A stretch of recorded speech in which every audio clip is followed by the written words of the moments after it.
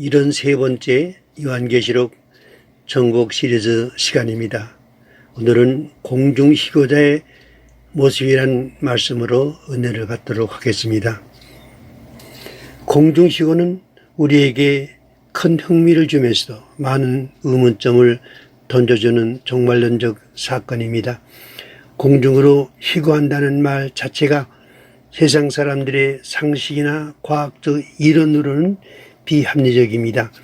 그러나 이런 공중희고가 우리 그리스도인들에게는 대단히 중요한 의미를 갖지 않을 수 없는 것입니다.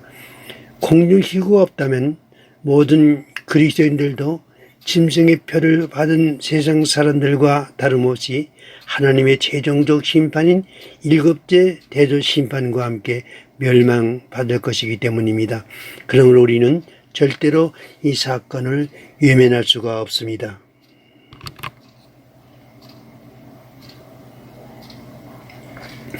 이 절 말씀을 보면 사도 요한은 불이 섞인 유리바다 같은 것을 보았습니다.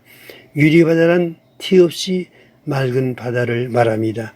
이 유리바다는 하나님의 보좌 앞에 있는 수정과 같은 유리바다와는 다릅니다. 보좌 앞에 있는 유리바다란 바다와 같이 넓은 실질적 바다가 아닙니다. 하나님이 보좌 앞에 그런 바다가 존재할 수가 없는 것입니다. 사도 요한이 바라본 이 장소를 하나님의 보좌로 보아서는 안 됩니다. 이 장면은 요한이 하늘에 있는 이적으로 본 계시입니다. 이것은 하늘에 있는 어떤 장소를 가리키고 있습니다. 그리고 그것에서 짐승과 그의 우상과 그의 이름의 수를 이기고 벗어난 자들이 서서 노래하는 모습을 보여주고 있습니다. 그러므로 이 사람들은 적그리스도의 통치에서 벗어나 이곳에 올라와 있는 살아있는 성도들을 의미하는 것으로 이 장소는 하늘에 있는 어느 장소를 말합니다. 우리는 지금 천사들에 의해 하늘을 이 끝에서 저 끝까지 하나님의 택하신 백성들을 불러 모아 희고로 공중으로 올리우심을 받은 공중희고자들을 보고 있는 것입니다. 우리는 희고 장소에 대해서 그것이 공중이라고만 계시되어 있다는 사실밖에는 전혀 모릅니다. 공중이란 구름이 떠다니는 하늘의 공간을 의미하는 것은 아닙니다. 하늘의 궁창에는 수많은 별의 군상들이 자리 잡고 있습니다. 이들이 유리바닷가에 서 있는 광경은 이들이 공중에 있는 어떤 장소, 별 중에 하나에 있다는 사실을 의미해 줍니다. 그들은 이곳에서 모세의 노래, 어린 양의 노래를 부르고 있는 것입니다. 이들이 서 있는 곳은 불이 섞인 유리 바닷가라고 했습니다. 그 바다에 불이 섞였다는 말은 지구가 마지막 일곱째 대조 심판으로 활화산이 되어 지구 전체가 불에 활활 타오르는 모습이 유리처럼 맑은 그 바다에 반사된 것을 표현한 말로 보입니다.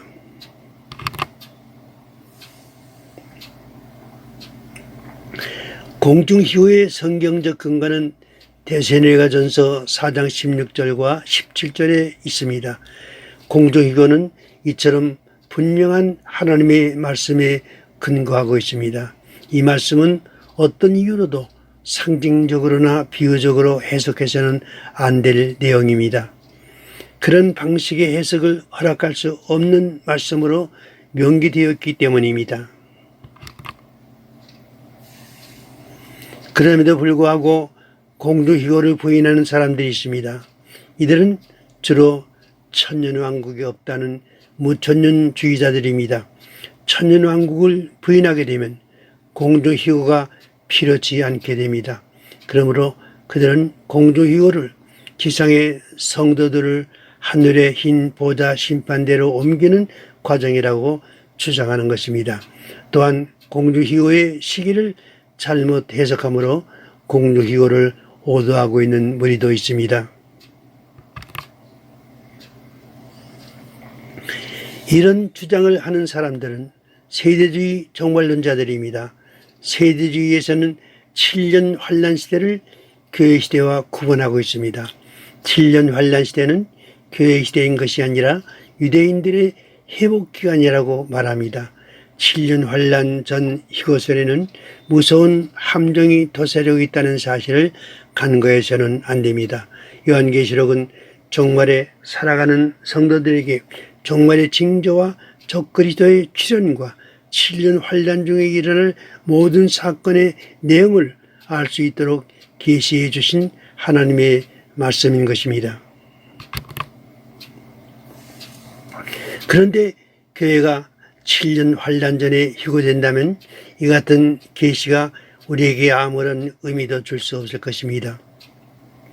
그러면 그런 계시를 왜 보여주셨으며 왜 우리에게 하나님의 말씀으로 주신 것입니까? 그뿐 아니라 만약 그들의 주장을 추종한다면 우리는 계시록에 계시된 내용과 같은 사건이 우리 앞에 전개되어도 그 사건을 종말적인 사건으로 인정할 수가 없게 될 것입니다. 우리는 공주희고를 근본적으로 부인하는 무천년주의자들의 주장이나 세대주의 종말론자들의 7년 환란 전 희고설에 결코 동조해서는 안 됩니다. 이들 두 종류의 주장을 따르면 종말의 계시 자체가 무너져버리고 맙니다. 공중희고의 대상자들은 그때까지 지상에 살아남아 있는 모든 성도들, 어린 양의 생명책에 농명된 모든 사람들이 될 것입니다. 우리는 또 공중희고가 주님이 재림하실 그때에 있으며 그 대상이 택하신 모든 성도들임을 주님의 말씀으로 이해하게 됩니다.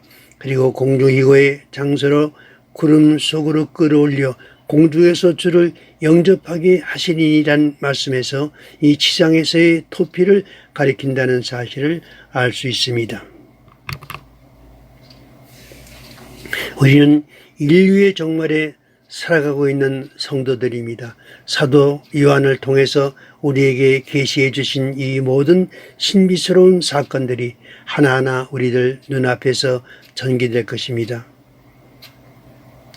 주님의 재림에 여러분의 생애에 소망을 두시고 그날을 바라올 수 있는 성도가 되시기를 축원합니다.